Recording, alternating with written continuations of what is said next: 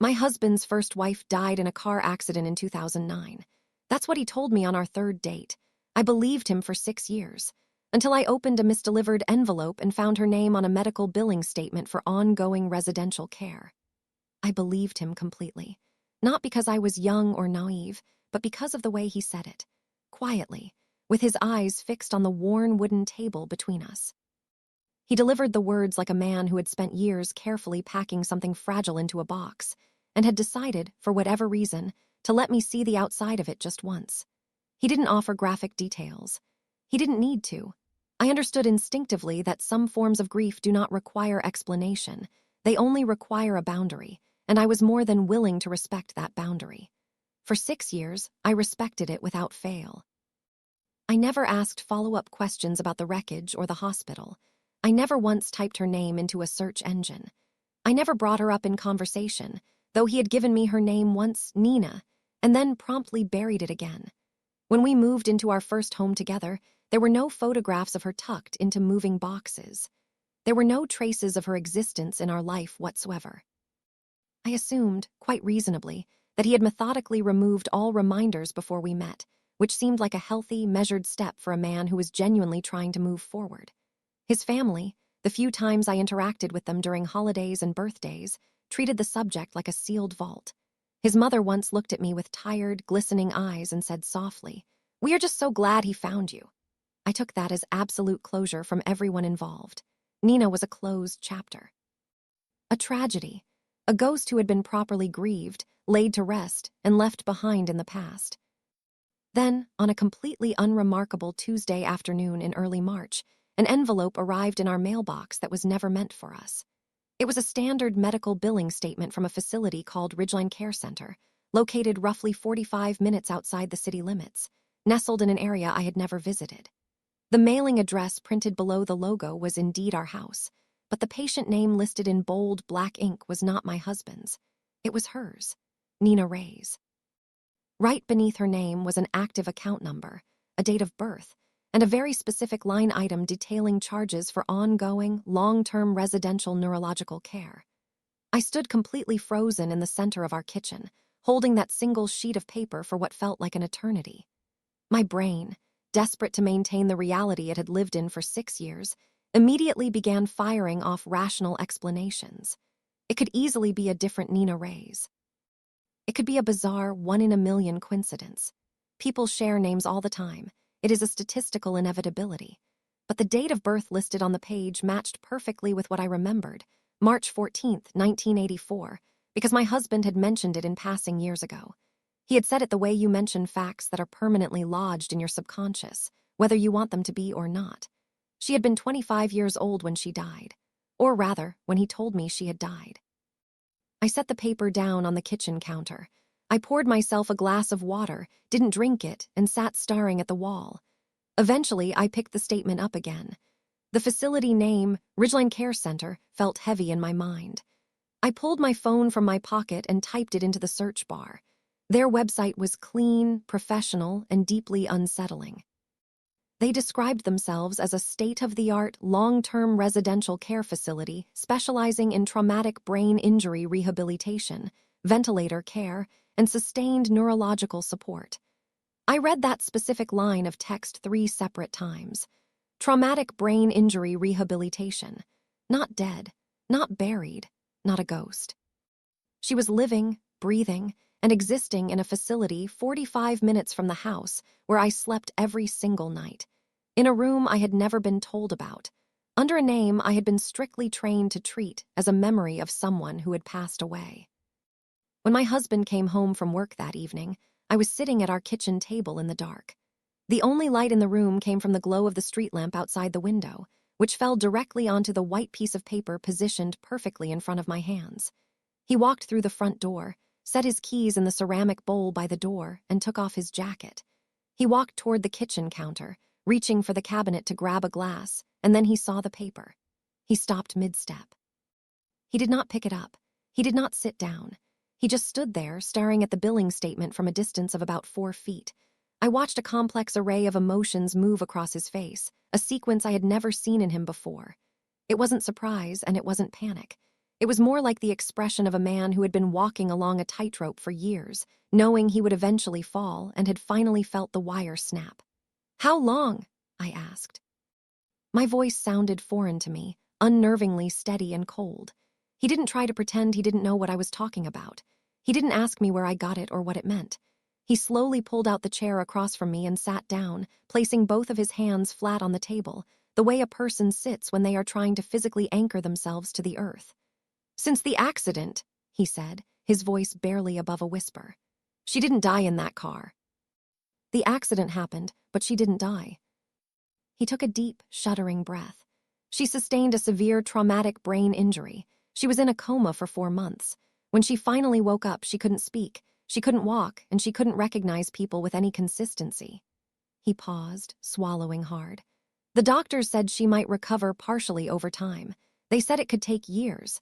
They said there was absolutely no way to predict how much of her original self would ever come back." "And you told me she died," I said, my voice cracking for the first time. He looked up from the table, meeting my eyes directly for the first time since he had sat down. "I know exactly what I told you." "Why?" I demanded, the anger finally beginning to boil over the edges of my shock. "Because I didn't know how to tell you the truth," he said, his eyes pleading. "Because the truth isn't something you can just drop on a third date. Because the truth meant explaining to you, a woman I was just falling in love with, that I was still legally married to a woman who didn't even know she was married. That I visited her every single Saturday morning. That I paid for her round-the-clock care out of a separate bank account I had kept entirely hidden from you. I couldn't tell you I was a widower, because I wasn't. I was something else, and there is no clean word for what I am." I sat back in my chair, the air completely knocked out of my lungs. "Every Saturday," I repeated, the words tasting like poison in my mouth. "Every Saturday morning," he confirmed. "For 6 years, since before I even met you." I thought about our Saturdays. The early mornings he left the house at 7:00 a.m. to go to the gym he had always claimed. The gym that I had never once asked to join him at, out of respect for his routine and his space. The gym where he supposedly spent 2 hours lifting weights, but never once came home smelling like a gym, or sweating, or carrying a gym bag. I had noticed the lack of sweat. I had noticed the missing gym bag, but I had filed those observations away under a mental heading labeled "things that don't need examining because loving someone means trusting them implicitly." He continued speaking, his voice hollow. "When we got serious, when I knew I was going to buy a ring and propose to you, I thought about telling you the truth every single day. I rehearsed the conversation in my head hundreds of times.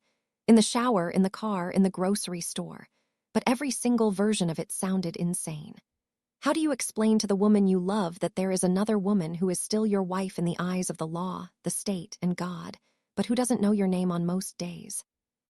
How do you explain that you are not abandoning her, that you have made a solemn vow to ensure she is safe and cared for until the day she dies, but that you are also trying to build a real, breathing life with someone else? There is no template for that conversation. There is no self-help book for it. So I took the coward's way out. I chose the version of the truth that could fit inside a single sentence on a third date. She died. And I have hated myself for that sentence every single day since I said it. His voice fractured on the final word, not dramatically, but with a quiet, devastating crack, like ice giving way over deep water. I wanted to be furious. I had earned the absolute right to be furious. My husband had looked me in the eye and lied to me about the most fundamental aspect of his life for the entirety of our relationship. He had let me build our entire marriage on a foundation made of smoke. He had sat beside me at Christmas dinners and accepted my quiet, sympathetic silence surrounding a grief that was not grief at all, but something far more complicated and active. He had watched me cry once, early in our relationship, after I had a nightmare about losing him in a car crash, and he had held me and told me he understood my fear because he had lived through it. He had weaponized my empathy. I wanted to scream at him. I wanted to throw the glass of water in his face. But sitting across from him in the dark kitchen, watching a man I loved deeply fall apart under the weight of a secret he had carried alone for half a decade, what I actually felt was something that existed right alongside the anger. It didn't replace the anger. It layered over it, creating a dissonant chord that made my chest physically ache. I felt the crushing, isolating weight of what it must have cost him to carry this alone. The Saturday mornings, the secret bank account, the terrifying tightrope of lying to the person he loved to protect the person he had promised to protect first. I understood, in that terrible, still moment, that he had not lied to me out of malice or manipulation. He had lied because he was drowning, and he was so terrified of the water that he couldn't bring himself to reach out for the lifeline I was offering.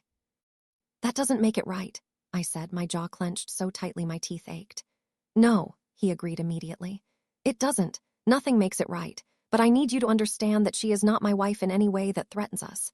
She is a woman I made a vow to when I was 23 years old, and I am keeping that vow by making sure she is safe and dignified. But you are my life. You are my home. You are what I chose. I need you to see the difference between obligation and love." I stood up abruptly, my chair scraping loudly against the hardwood floor. I walked to the window and stared out at the dark street. Our neighbor was walking his dog under the amber glow of the streetlights. A completely ordinary Tuesday night. I turned back to face him. "I want to see her," I said. He blinked, genuinely confused. "What?" "I want to go with you on Saturday," I said, my voice leaving no room for argument. "I want to see where you have been going every week for 6 years. I want to see what this actually looks like, not the version I am imagining in my head right now." He looked at me for a long time, his eyes searching my face for signs of a trap. "You don't have to do that," he said gently. "I know I don't have to," I replied. "I am telling you that I am going to." Saturday came 2 days later, and it was the longest 45-minute drive of my life. We drove in almost complete silence. He offered me the option of turning the car around 3 separate times. "We can just go get coffee," he said. Each time I stared straight ahead at the road and said the exact same thing. "Keep driving." Ridgeline Care Center was smaller than I had imagined. It was a single-story, modern building with wide, wheelchair-accessible hallways and soft, fluorescent lighting. The air smelled aggressively of industrial antiseptic, layered underneath with a faint, desperate attempt at lavender. The nurse at the front desk, a heavy-set woman with kind eyes, knew my husband by his first name. She smiled warmly at him and said, "Good morning, David. She's having a good day today." That single greeting told me everything I needed to know about how often he came here and how deeply embedded he was in this world he had hidden from me. Room 114 was at the very end of a quiet, deserted hallway. He stopped just outside the closed door and turned to me. "She might not recognize you," he said softly. "In fact, she probably won't. She might not respond to you at all. Some days she is much more present than others, and some days she is entirely locked inside herself." I nodded, bracing myself. He opened the door. Nina was sitting in a specialized wheelchair by the window, angled toward the weak winter sun. She was drastically thinner than any photo I had ever conjured in my mind. Her dark hair was cut very short, purely for practicality. Her left hand rested limply on the armrest, fingers slightly curled inward. Her right hand was resting on her lap, mechanically turning a small, smooth, blue-gray stone over and over in her palm, a repetitive, soothing motion. She didn't look up when we entered the room. My husband pulled a simple plastic chair next to her, sat down, and leaned in close. "Hey, Nina," he said, his voice transforming into a soft, melodic tone I had never heard him use before. "It's Thursday. I brought someone to meet you." She turned her head slightly, a slow, laborious movement. Her eyes drifted over to me, then away, then slowly back. For a fraction of a second, and I cannot be entirely certain this was real, because I wanted it so desperately to be real, something shifted in her expression. It wasn't recognition, exactly. It was more like the faintest flicker of awareness that the geometry of the room had changed. My husband reached out and gently took her curled left hand, holding it between both of his. I stood frozen in the doorway for what felt like 10 minutes. Then, slowly, I walked to the other side of her wheelchair.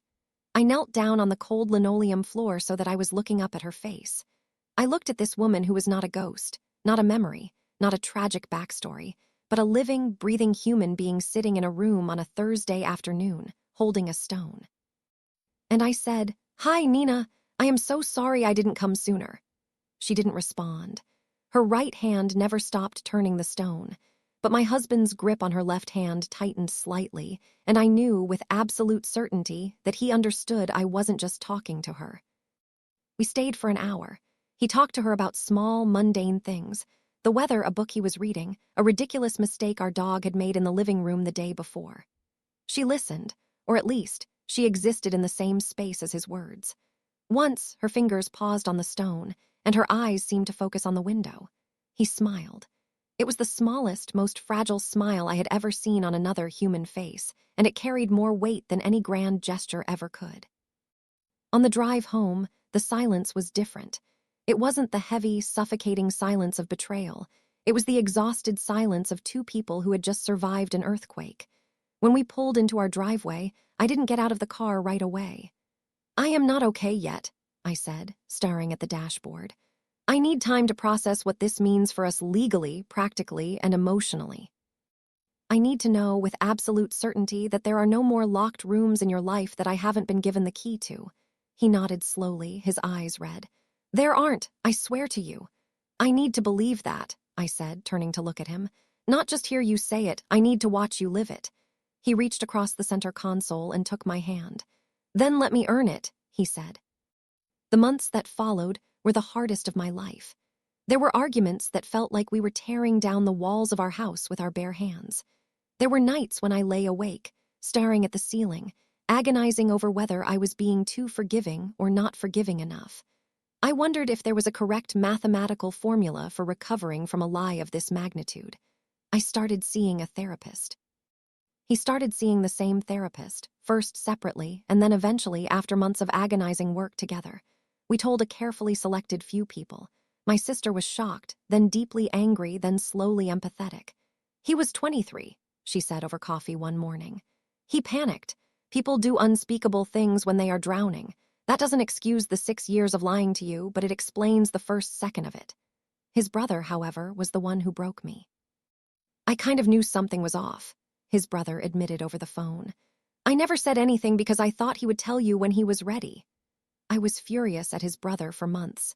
How could you watch me build a life on a lie and say nothing? But eventually, through hours of therapy, I came to understand that silence has its own terrible logic, and not all of it is rooted in cruelty. I started going to Ridgeline on Saturdays, too. Not every single week, but often enough that the nurses began to recognize my face and greet me by name. Sometimes Nina seemed to track me with her eyes as I moved around the room. Sometimes she didn't seem to register my presence at all.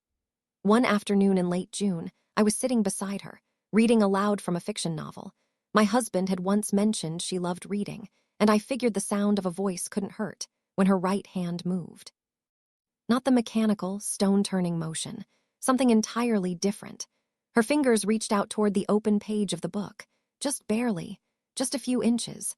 But it was a deliberate, intentional movement aimed at the physical world.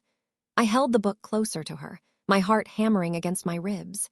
She didn't quite touch the paper, but her hand hovered near it for almost 15 seconds before it slowly drifted back down to her lap. I looked across the room at my husband, who was sitting quietly in the corner. He had seen it too. His eyes were bright, brimming with unshed tears. That was the exact moment I stopped thinking of Nina as my husband's shameful secret, and I started thinking of her as a human being who was fighting her way back from a very dark, very far-away place. And simultaneously, I stopped thinking of my husband as a monster who had deceived me, and started seeing him as a profoundly flawed, terrified man who had been trying to love two people at the exact same time without breaking either of them, and had nearly destroyed himself in the attempt. There is something profound that I learned through the wreckage of all of this, something I could not have understood before I lived it. The truth does not arrive all at once, like a lightning bolt. It comes in slow, agonizing layers. First, you learn the bare fact. Then you learn the crushing weight of the fact. And then, much later, if you are brave enough to stay in the room, you learn the fragile, beating humanity that exists underneath the weight. Each layer demands something entirely different from you. The fact demands your attention. The weight demands your endurance. The humanity demands your love, the kind of radical, uncomfortable love that doesn't require the other person to have handled everything perfectly before you are willing to offer it. My husband did not handle this perfectly. He handled it the way a terrified 23-year-old handles something that is infinitely bigger than his capacity to process. He hid it. He simplified it. He constructed a version of events that could fit neatly inside a single sentence, and he prayed that sentence would be enough to get him through the rest of his life. It wasn't enough. But the man who sat beside me in the passenger seat of my car, who looked me dead in the eye and said, "Let me earn it," without flinching, without offering excuses, without asking me to fast forward through my own pain.